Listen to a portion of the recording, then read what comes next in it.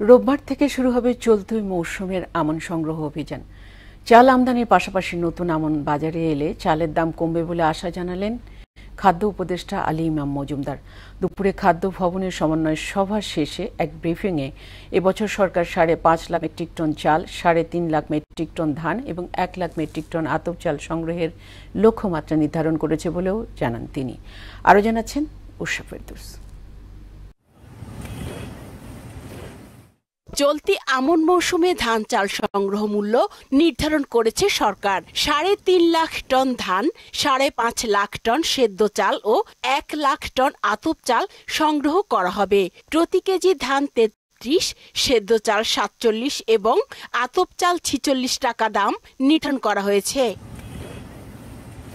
খাদ্য ভবনে খাদ্য পরিস্থিতি নিয়ে ব্রিফিংয়ে এসব কথা বলেন খাদ্য উপদেষ্টা আলী ইমাম মজুমদার। আমন সংগ্রহ অভিযান আগামী রোববার থেকে শুরু হবে।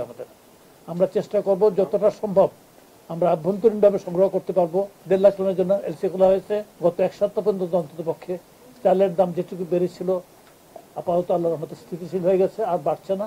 উত্তরাঞ্চলে আমনের বাম্পার ফলন হয়েছে উল্লেখ করে কৃষক যেন এর ন্যায্য দাম পায়, সেজন্য এবছর ধান ও চালের দাম কেজি প্রতি 3 টাকা বাড়ানো হয়েছে বলেও জানান এই উপদেষ্টা। কৃষকের বর্তমানে উৎপাদন খরচ বেড়ে গেছে এবং যারা ফসল ফলায় তারা যাতে নিরুৎসাহিত না হয়ে যায় তার জন্য সরকারকে সচেষ্ট থাকতে হয়। তার জন্য আমন সংগ্রহের জন্য যে ইয়াটা আছে, সেই ক্ষেত্রে আমন ধানের আগের বারে যে দাম দেওয়া হয়েছিল তার চেয়ে কেজি প্রতি 3 টাকা বাড়ানো হয়েছে।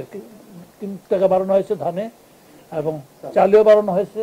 তো সেই ক্ষেত্রে তো আমরা আশা করছি যে আমরা রিজনেবল পরিমাণ ধান চাল সংগ্রহ করতে পারবো। এদিকে বৌদ্ধদের প্রবারণা পূর্ণিমা উপলক্ষে আয়োজিত কঠিন চিবরদান অনুষ্ঠানে যোগ দেন ভূমি এবং বেসরকারি বিমান পরিবহন ও পর্যটন উপদেষ্টা এএফ হাসান আরিফ।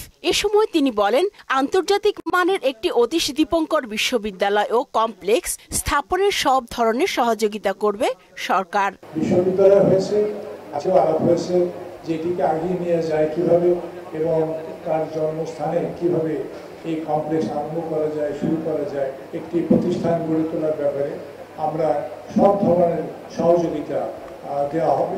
উষা ফেরদৌস, মোহনা সংবাদ, ঢাকা।